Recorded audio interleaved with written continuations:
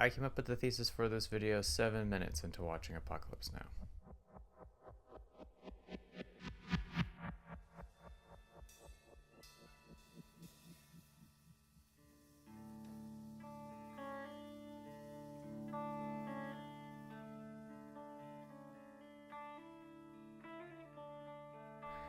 Most of that first 7 minutes is made up by the opening sequence of Martin Sheen being a weirdo alone in his bedroom, but that was enough. It's also when I realized I had to make a video, that I was too invested in the idea to let it be bogged down in just text. The idea that came to me watching was a simple idea, one that would later cascade down into a perfect gem of truth, but the initial thought was just Vietnam made people crazy.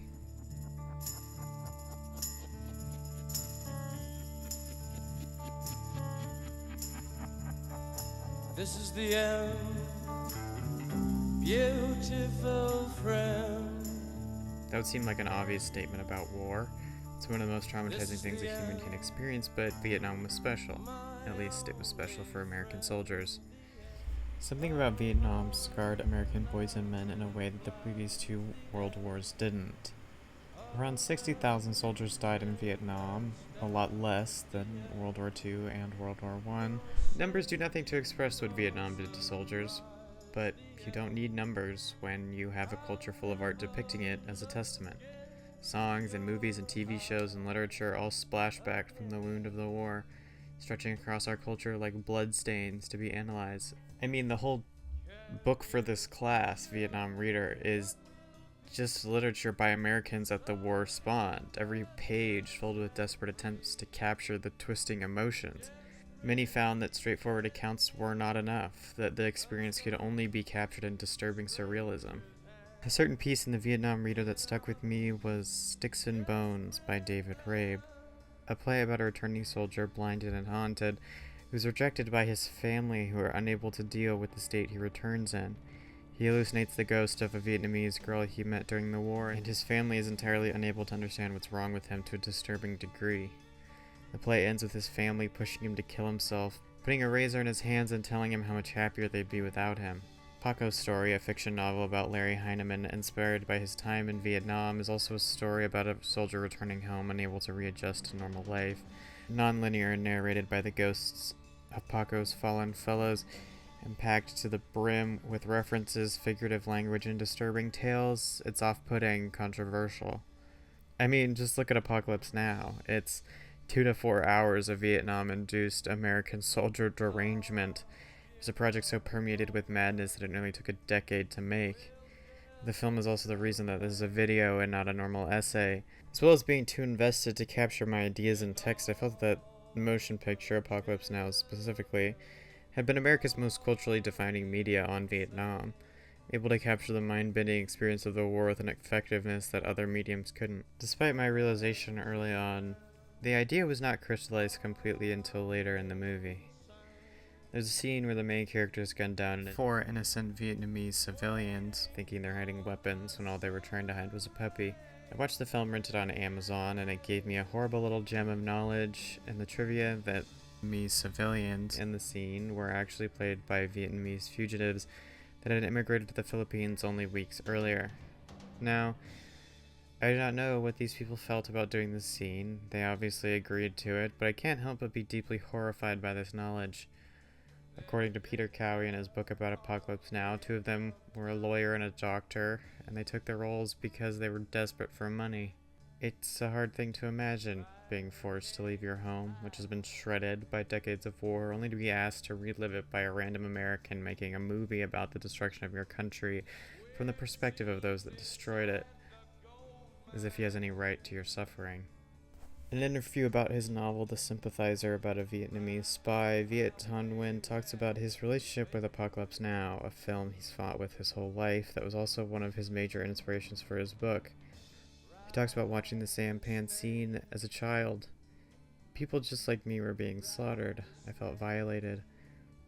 And then having to discuss it in film school, saying it was an anti-war movie about the war in Vietnam, but the movie was about Americans. The Vietnamese were silent and erased. That scene was when I really understood. those civilians' deaths, representing the countless real civilian lives lost, made to be a footnote in the stories on the American soldiers the movie was about, drove home to me a grim realization about how the Vietnam War affected our culture. On paper, the United States lost the Vietnam War, but I would like to make the argument that it taught the government a lesson that was much more valuable in the long run than a winning ever would have been. That the US can get away with what it did to Vietnam as long as it doesn't force its own citizens to carry out the crimes. Imperialism, colonialism, violent oppression, it strips away the humanity of all those who come in contact with it. The United States would have never won the war because the Vietnamese people had been boiling under the scorching gaze of colonial violence for a century and were still fighting. American weapons and unwilling teenage soldiers were nothing in the face of that. Apocalypse Now, Sticks and Bones, Paco's Story, Platoon, Dispatches, All Along the Watchtower, China Beach, and 100 other movies and songs and books and TV shows try to tell you how it breaks you to be forced to conduct violence without cause, to be the scorching ray of violent oppression without ever really knowing why. There are countless books about being on the receiving end of oppression because our society is entirely built upon it, but none about Vietnam in particular that are very popular. The Sympathizer was written barely a decade ago, and only just this year got a TV adaptation. It was not the injustice of the Vietnam War itself that set American culture ablaze, it was that it took our boys and broke them, and we still lost.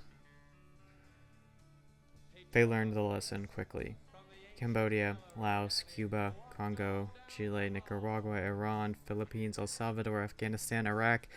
Our government didn't stop. They hid it for a while, CIA conducting coups secretly, but eventually they realized that most people don't actually care where America's power comes from, just that their sons and brothers aren't hurt in the process. America stepped on a rake and 9/11 happened, but it only invigorated America's patriotism. Middle Eastern families get blown up in their homes by our drones and in return get another movie about how hard it is to be the American pulling the trigger. Frankly, when the Vietnamese girl threw the grenade into the helicopter in Apocalypse Now, I cheered. This is the end. I'm really fucking tired of clawing for my own liberation, only to realize I'm scratching my way through one brick in a wall 100 feet thick. What value does our freedom hold when it's built on the bodies of all those crushed by American imperialism? Call me when I'm no longer complicit in murder, when I pay my taxes, or vote, or buy shit at the store, when innocents in other countries aren't killed for the sake of lining pockets, and when poor Americans aren't tricked into doing the killing. Because I'm over it.